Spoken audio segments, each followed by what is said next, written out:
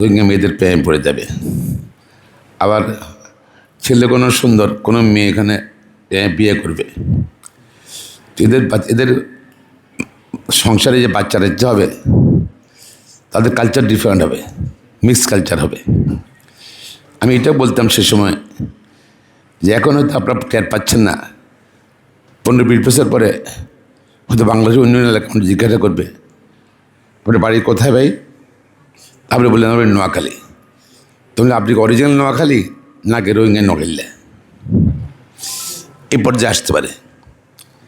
কিন্তু এই আমার সঙ্গে আওয়াজটা তোলার জন্য বেশি অনেক লোক পাইনি, হয়তো সে মধ্যে সবাই যদি সার্বদলীয়ভাবে যদি চেষ্টা করতাম ঠেকাতে পারতাম, এবং ক্রাইম বাড়বে। সেটা হচ্ছে কিন্তু আমি রোহিঙ্গা পরিকল্পনা যেহেতু করছিস 4-5 বছর পর এখানে ঘর করছি করছে 5 বছর আগে কিন্তু আমি বলছিলাম ভবিষ্যৎবাণী।